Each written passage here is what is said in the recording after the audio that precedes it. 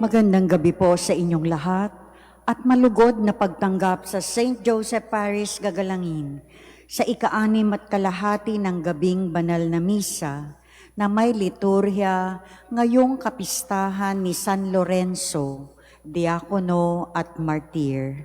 Tumayo na po ang lahat at tayo'y makiisa sa Eucharistikong pagdiriwang na pamumunuan ng ating Kura Paroko, Reverendo Padre Douglas D. Badong.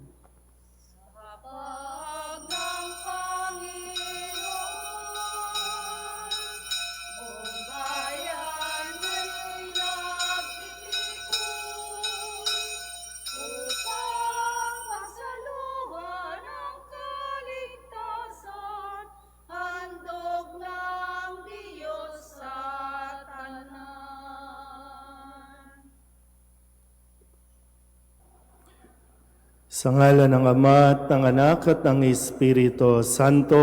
Amen. Ang pagpapala ng ating Panginoong Hesukristo, ang pag-ibig ng Diyos Ama, at ang makikipagkaisa ng Espiritu Santo naway sumainyong lahat. At sumaiyo rin.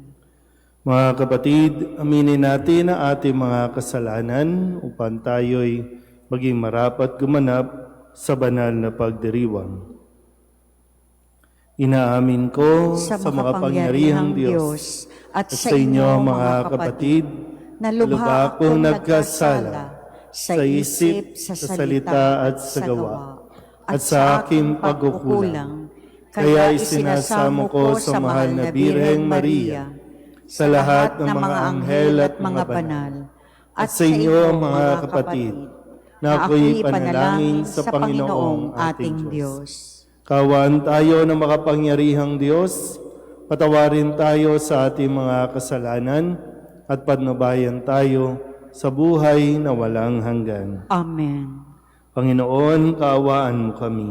Panginoon, kaawaan mo kami. Kristo, kaawaan mo kami. Kristo, kaawaan mo kami. Panginoon, kaawaan mo kami. Panginoon, kaawaan mo kami. Papuri sa Diyos sa kaitaasan, at sa lupa'y kapayapaan sa mga taong kinalulugdan niya. Pinupuri ka namin, dinarangal ka namin, sinasamba ka namin, ipinagbubunyi ka namin, pinasasalamatan ka namin, dahil sa dakila mong angking kapurihan. Panginoong Diyos, Hari ng langit, Diyos amang makapangyarihan sa lahat, Panginoong Hesukristo, bugtong na anak, Panginoong Diyos, Kordero ng Diyos, Anak ng Ama. Ikaw na nag-aalis sa mga kasalanan ng sanlibutan, maawa ka sa amin. Ikaw na nag-aalis sa mga kasalanan ng sanlibutan, tanggapin mo ang aming kahilingan. Ikaw na naluluklok sa kanan ng Ama, maawa ka sa amin. Sapagkat ikaw lamang ang banal, Ikaw lamang ang Panginoon, Ikaw lamang o Hesukristo ang kataas-taasan, kasama ng Espiritu Santo, sa kadakilaan ng Diyos Ama. Amen. Manalangin tayo. Ama naming makapangyarihan, sa alab ng iyong pag-ibig na kaloob ni San Lorenzo, ay natanyag sa paglilingkod at pagkamartir na tampok. Gawin mong mahalin namin ang kanyang minahal at maganap namin sa pagtupad ng tungkulin ang kanyang ipinangaral. Sa pamamagitan ni Hesukristo, kasama ng Espiritu Santo, magpasawalang hanggan. Amen.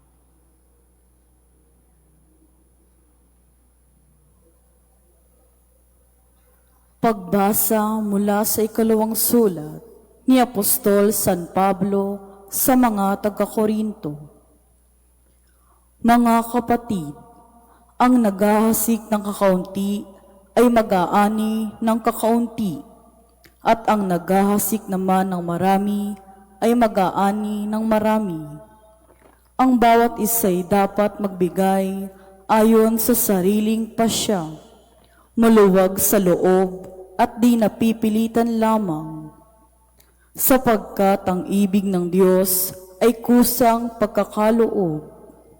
Magagawa ng Diyos na pasaganain kayo sa lahat ng bagay, higit pa sa inyong pangangailangan, upang may magamit kayo sa pagkakawang gawa. Gaya nga ng sinabi ng kasulatan, siya'y namudmod sa mga dukha, walang hanggan ang kanyang kabutihan. Ang Diyos na nagbigay ng binhing ihasik at tinapay na makakain, ang siya ring magbibigay sa inyo ng binhi at magpapalago nito upang mamunga ng sagana ang inyong kabutihang loob. Ang salita ng Diyos. Salamat sa Diyos. Ang taong tunay na matuwid ay mahabagit, mabait. Ang taong tunay na matuwid ay mahabagit, mabait. Mapalad ang tao na may takot sa Diyos. Siyang sumusunod ng buong alindog.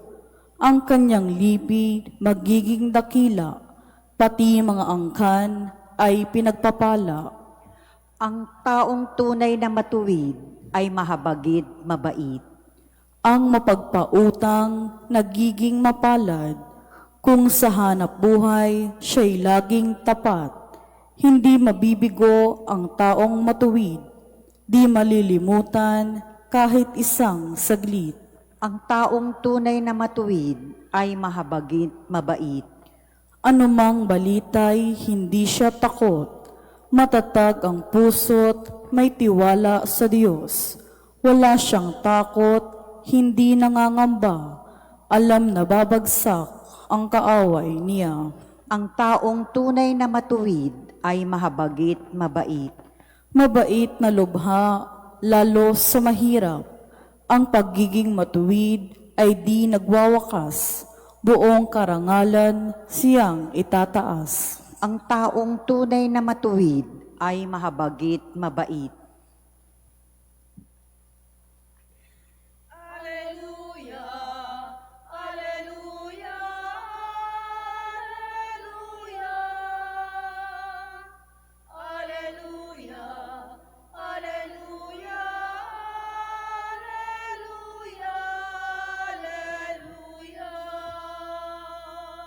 Kapag si Kristo'y sinundan, liwanag niya'y makakamtan para mabuhay kailanman.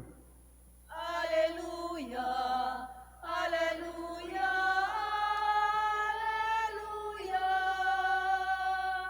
Alleluia, Alleluia, Alleluia, Alleluia. Sumainyo ang Panginoon. At sumaiyo rin. Ang mabuting balita ng Panginoon ayon kay San Juan. Papuri sa iyo, Panginoon. Noong panahong iyon, sinabi ni Jesus sa kanyang mga alagad, tandaan ninyo, malibang mahulog sa lupa ang butil ng trigo at mamatay, mananatili itong nag-iisa. Ngunit kung mamatay, ito'y mamumunga ng marami. Ang taong labis na nagpapahalaga sa kanyang buhay ay siyang mawawalan nito. Ngunit ang napupuot sa kanyang buhay sa daigdig na ito ay siyang magkakaroon nito hanggang sa buhay na walang hanggan. Dapat sumunod sa akin ang naglilingkod sa akin. At saan man ako naroroon, ay naroroon din ang aking lingkod. Pararangalan ng Ama ang sinumang naglilingkod sa akin. Ang mabuting balita ng Panginoon. Pinupuri ka namin, Panginoong Heso Kristo. Isang magandang gabi po sa inyong lahat. Ngayon po ay Lunes, August 10, kung saan atin pong ipinagdiriwang ang kapisahan ni San Lorenzo, isang diakono at martir, isa sa mga diakono noon kung saan ninais rin niya na mapabilang sa mga parurusahan nung panahong iyon, no, dahil sa kanilang pananampalataya. Ninais sana na siya ay maiwan para nang sa ganon ay may mga laga sa simbahan, pero giniit niya, no, na hindi siya dapat maiwan, kundi isang karangalan para sa kanya ang mahanay din sa mga martir, no, sa mga nakasama ng iba pang mga naglilingkod sa simbahan. At noong mga panahon na siya po ay bago pa siya tuluyang parusahan ng kamatayan, ay hiningi sa kanya ang kayamanan ng simbahan. At tumiling siya na bigyan siya ng 3 araw para nang sa ganon ay maipon niya ang lahat ng kayamanan ng simbahan. At makalipas ang 3 araw ay dinala niya lahat ng ito. At sa pagtataka nung isang namumuno noon, dahil ang mga naroroon ay ang mga tao, ang mga mahihirap, pupulubi, mga may sakit, at pinaalala na ito ang kayamanan ng simbahan. Kaya nawa, sa tulong at gabay ni San Lorenzo, maunawaan din natin yung isang aral na kanyang ipinakita, na tugma-tugma din naman sa mga nangyayari sa panahon natin ngayon, sa kasalukuyan. Yan yung pagkakaroon ni San Lorenzo, yung paghahangad ng walang pagkamakasarili. Yung hindi iniisip ang kanyang sariling kaligtasan. Pwede na siyang maligtas eh. Pwede na siyang mas mabuhay pa ng maayos, pero mas inisip niya at mas pinahalagahan ang paglilingkod na ibinibigay niya kaysa yung kung ano ang mapapala niya sa mga panahong iyon.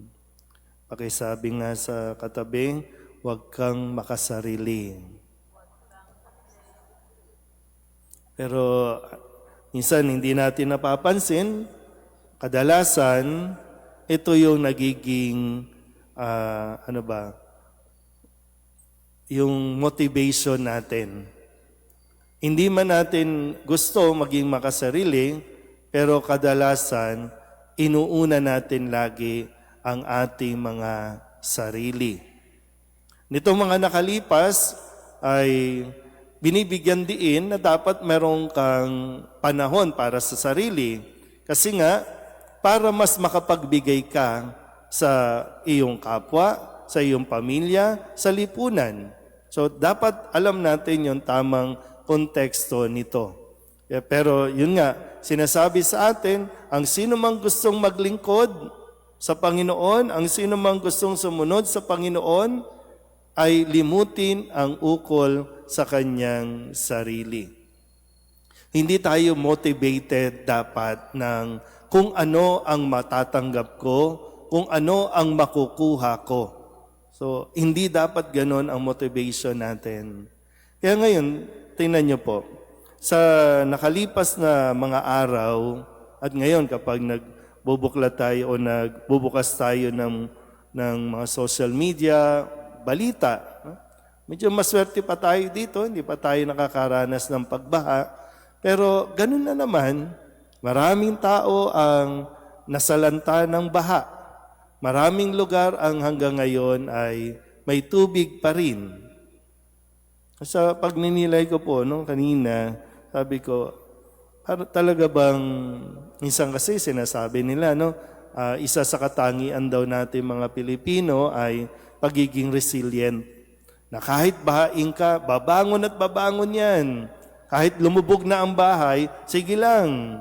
Kasi matatag, kasi matibay.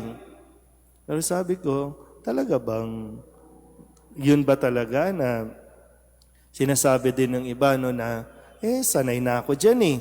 Sanay na tayo sa baha. Di ba? Kayang-kaya na natin yan. Pero yun ba talaga yun? Tapos sabi ko, bakit ba nagkakaganito ang bansa natin? Nasasanay na tayo. Ang punot dulo din naman, di ba? Marami ang naging makasarili. Baka pwedeng sabihin, hindi po ako yun, Father, Pero, di ba, may mga pagkakataon na mas inuna natin ang ating mga sarili na pagdating sa mga panahon na kailangan tayong magdesisyon, dapat inuna natin ang bansa. Kaso inuna natin yung sarili. Nakatanggap tayo ng ayuda, nakatanggap tayo ng 1.5, nakatanggap tayo ng mula sa ibang tao. Sayang naman kasi, Father, pang isang araw ko din ito. Sayang. So tayo pa rin. Sarili lang natin ang inisip natin. Kaya, panahon ng bagyo, lubog tayo ulit. Diba? Parang ganun din, diba? Ang punot dulo ng ganitong mga karanasan, kasi lagi, ibabato na naman natin sa Diyos, pinaparusahan tayo. Hindi. Ito ay mga bunga ng mga desisyong makasarili. Tayo lang. Iilan lang. Kaya, hindi tayo kaawa-awa. Masakit man marinig, hindi tayo kaawa-awa.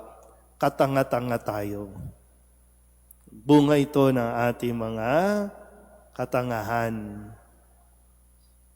Masakit man, pero yun ang totoo.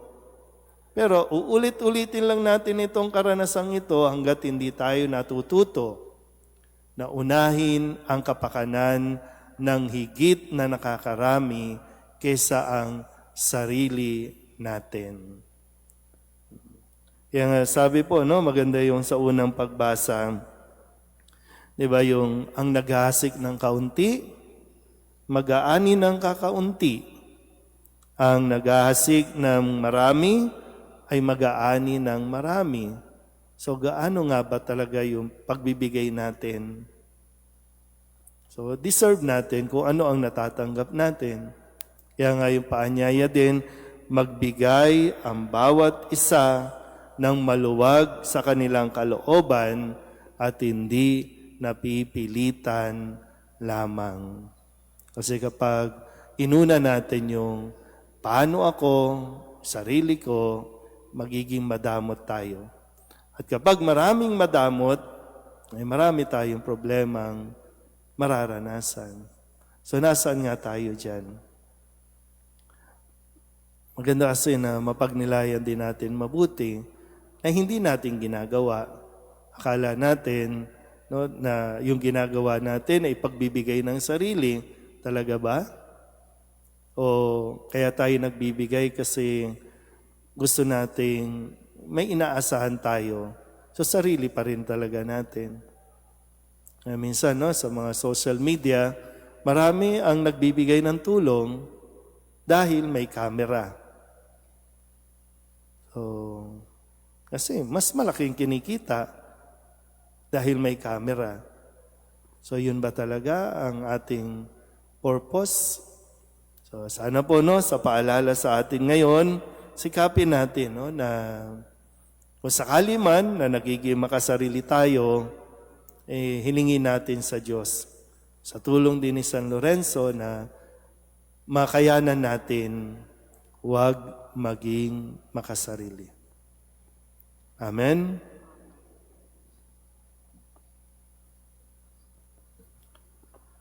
Sa ating pagdiriwang ng kapistahan ng isang dakilang santo ng simbahan ng Roma, ina ng lahat ng simbahan, makiusap tayo sa ating mapagmahal na Ama na ipagkaloob ang mga kahilingang sama-samang inilalapit natin sa Kanya sa panalangin.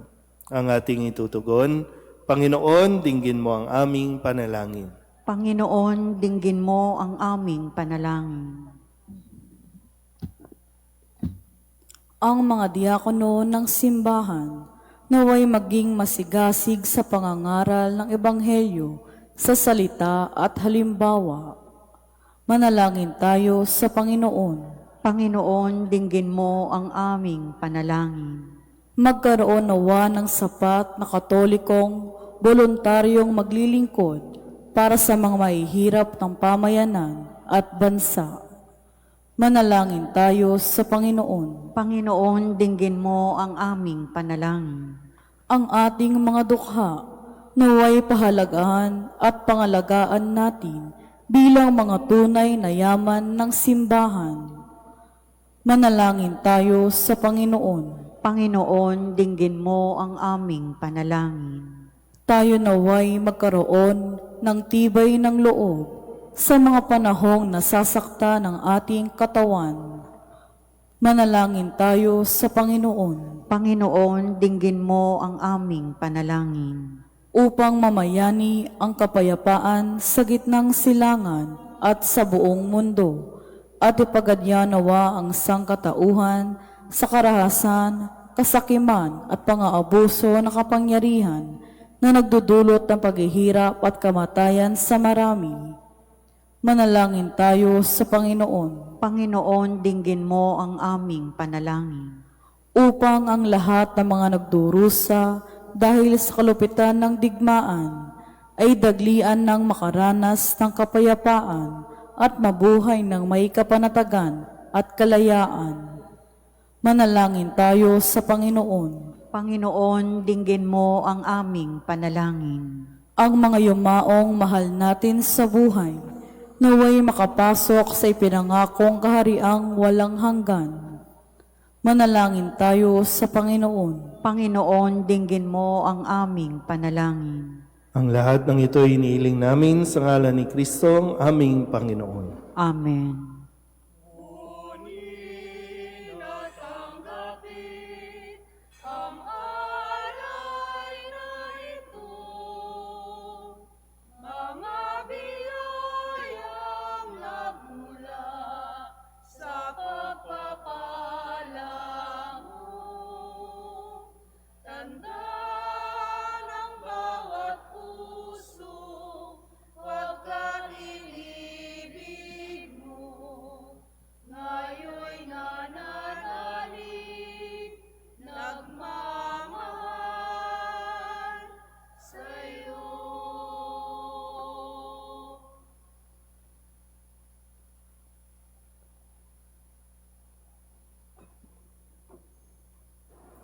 Manalangin kayo mga kapatid upang paghahain natin ay kalugdan ng Diyos samang makapangyarihan. Tanggapin nawa ng Panginoon itong paghahain sa iyong mga kamay, sa kapurihan niya at karangalan, sa ating kapakinabangan at sa buong sambayanan niyang banal. Ama naming lumikha sa kapistahan ngayon ni San Lorenzo, tanggapin mo ang aming mga alay at ipagkaloob mong pakinabangan namin ang tulong mo para kami maligtas sa pamamagitan ni Jesucristo kasama ng Espiritu Santo magpasawalang hanggan. Amen. Sumainyo ang Panginoon. At sumaiyo rin. Itaas sa Diyos ang inyong puso at diwa. Itinaas na namin sa Panginoon. Pasalamatan natin ang Panginoong ating Diyos. Marapat na siya ay pasalamatan. Ama naming makapangyarihan, tunay ngang marapat na ikaw ay aming pasalamatan ngayong aming kagalakan na si San Lorenzo ay parangalan. Siya'y kapanalig naming may paninindigan na ikaw ay ipahayag kahit siya'y mamatay, sapagkat minarapat mong kanyang matularan ang iyong anak na naghain ng sariling buhay. Tulad ng naganap sa iyong anak, ang dugo ng mga martir ay dumanak, hindi dahil sa katatagang likas, kundi dahil sa iyong bigay na lakas. Kaya kaysa ng mga anghel na nagsisiawit ng papuri sa iyo nang walang humpay sa kalangitan, kami nagbubunyi sa iyong kadakilaan. Santo, Santo, Santo, Panginoong Diyos ng mga hukbo, napupuno ang langit at lupa ng kadakilaan mo, o sana sa kaitaasan. Pinagpala ang naparirito sa ngalan ng Panginoon, o sana sa kaitaasan. Ama naming banal, ikaw ang bukal ng tanang kabanalan, kaya't sa pamamagitan ng iyong Espiritu, gawin mong banal ang mga kaloob nito upang para sa aming maging katawan at dugo ng aming Panginoong Jesucristo. Bago niya pinagtiis ang kusang loob na maging handog, Hinawakan niya ang tinapay, pinasalamatan kaniya, pinaghati-hati niya iyon, iniabot sa kanyang mga alagad at sinabi, "Tanggapin ninyong lahat ito at kanin, ito ang aking katawan na ihahandog para sa inyo."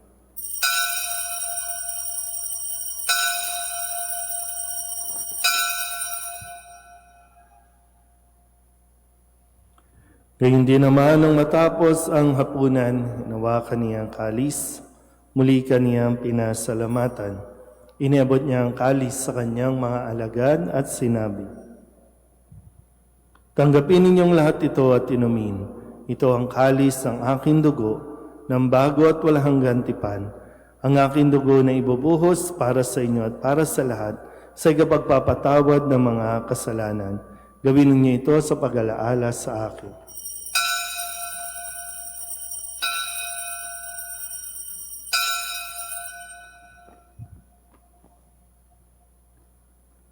Ipagbunyi natin ang misteryo ng pananampalataya. Si Kristo'y namatay, si Kristo'y nabuhay, si Kristo'y babalik sa wakas ng panahon. Ama, ginagawa namin ngayon ang pag-alaala sa pagkamatay at muling pagkabuhay ng iyong anak. Kaya tiniaalay namin sa iyo ang tinapay na nagbibigay buhay at ang kalis na nagkakaloob ng kaligtasan. Kami napapasalamat dahil kami iyong minarapat na tumayo sa harap mo para maglingkod sa iyo. Isinasamo namin kami magsasalo-salo sa katawan at dugo ni Kristo ay mabuklod sa pagkakaisa sa pamamagitan ng Espiritu Santo. Amalingapin mo ang iyong simbahang laganap sa buong daigdig. Puspusin mo kami sa pag-ibig kaysa ni Leon na aming Papa at ni Jose na aming Obispo at ng Tanang Kaparian. Alalahanin mo si Philip na tinawag mo mula sa daigdig na ito. Nung siya'y binyagan, siya'y nakaisa ni Kristo sa pagkamatay. Ngayong siya'y pumanaw, naway makaisa siya ni Kristo sa pagkabuhay. Alalahanin mo rin ang mga kapatid naming nahimlay na may pag-asang sila'y muling mabubuhay, gayon din ang lahat ng mga pumanaw. Kawaan mo sila at patuloyin sa iyong kaliwanagan. Kawaan mo at pagindapating kaming lahat na makasalo sa iyong buhay na walang wakas. Kaysa ng mahal na Birheng Maria na Ina ng Diyos, ng kabiyak ng puso niyang si San Jose, kaysa ng mga apostol at ng lahat ng mga banal, ni San Lorenzo at ng lahat ng mga banal na namuhay dito sa daigdig ng kalugod-lugod sa iyo, may pagdiwang nawa namin ang papupuri sa ikararangal mo sa pamamagitan ng iyong anak na aming Panginoong Heso Kristo. Sa pamamagitan ni Kristo, kasama niya at sa Kanya, ang lahat ng parangal at papuri ay sa iyo, Diyos amang makapangyarihan, kasama ng Espiritu Santo, magpasawalang hanggan.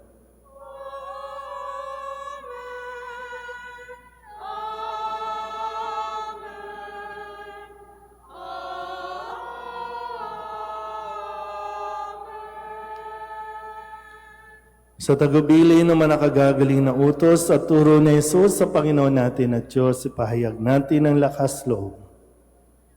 Ama namin, Sumasalangit ka, sambahin ang ngalan mo. Mapasa amin ang kaharian mo. Sundin ang loob mo dito sa lupa para nang sa langit. Bigyan mo kami ngayon ng aming kakanin sa araw-araw. At patawarin mo kami sa aming mga sala para ng pagpapatawad namin sa nagkakasala sa amin. At huwag mo kaming ipahintulot sa tukso at iadya mo kami sa lahat ng masama. hinihiling namin kami iadya sa lahat ng masama, pagkalooban ng kapayapaan araw-araw, iligtas sa kasalanan at ilayo sa lahat ng kapahamakan, samantalang aming pinananabikan ang dakilang araw ng pagpapahayag ng tagapagligtas naming sa Heso Kristo. Sapagkat iyo ang kaharian at ang kapangyarihan at ang kapurihan, magpakailanman. Amen. Panginoong Heso Kristo, sinabi mo sa iyong mga apostol, "Kapayapaan ang iniiwan ko sa inyo, ang aking kapayapaan ang binibigay ko sa inyo. Tunghayan mo ang aming pananampalataya at huwag ang aming mga pagkakasala. Pagkalooban mo kami na kapayapaan at pagkakaisa ayon sa iyong kalooban, kasama ng Espiritu Santo, magpasawalang hanggan. Amen. Ang kapayapaan ng Panginoon ay laging sumainyo. At sumaiyo rin. Mabigayan tayo ng kapayapaan sa isa't isa. Kordero ng Diyos na nag-aalis ng mga kasalanan ng sanlibutan, maawa ka sa amin. Kordero ng Diyos na nag-aalis ng mga kasalanan ng sanlibutan, maawa ka sa amin. Kordero ng Diyos na nag-aalis ng mga kasalanan ng sanlibutan, ipagkaloob mo sa amin ang kapayapaan. Ito ang kordero ng Diyos. Ito ang nag-aalis sa mga kasalanan ng sanlibutan. Mapalad ang mga inaanyayahan sa kanyang piging. Panginoon, hindi ako karapat-dapat na magpatuloy sa iyo, ngunit sa isang salita mo lamang ay gagaling na ako.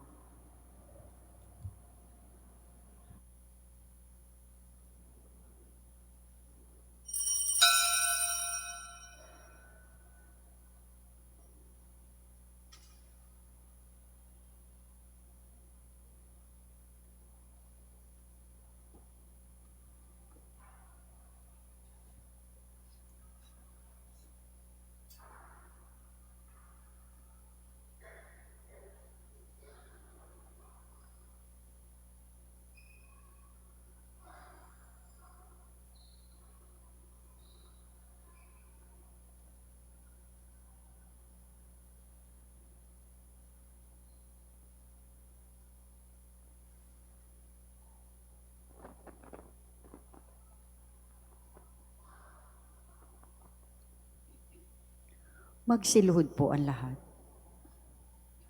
Panalangin kay San Jose. Abang tagapangalaga ng tagapagligtas, kabiyak na puso ng mahal na Birheng Maria, sa iyo ipinagkatiwala ng Diyos ang kaisa-isa niyang anak. Sa iyo nagtiwala si Maria. Sa piling mo si Kristo'y naging tao. Maging ama ka rin sa amin, pinagpalang Jose. At gabayan mo kami sa landas ng buhay. Ihingi mo kami ng biyaya, awa at tapang, at ipagtanggol kami sa lahat ng masama. Amen. Tumayo na po ang lahat.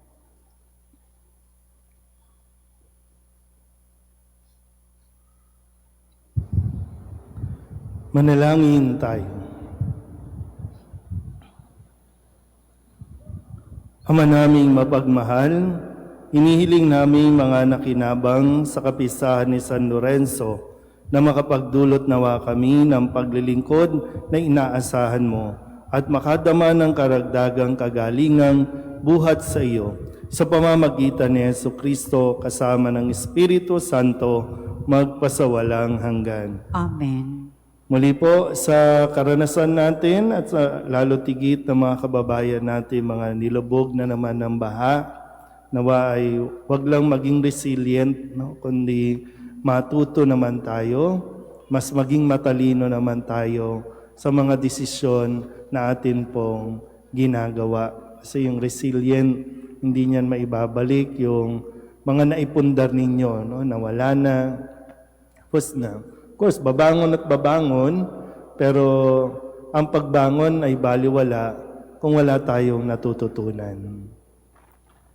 Sumainyo ang Panginoon. At sumaiyo rin. At pagpalain kayo ng makapangyarihang Diyos, Ama at Anak, at Espiritu Santo. Amen. Tapos sa banal na misa, humayo tayo sa kapayapaan ni Kristo. Salamat sa Diyos. Magandang gabi po.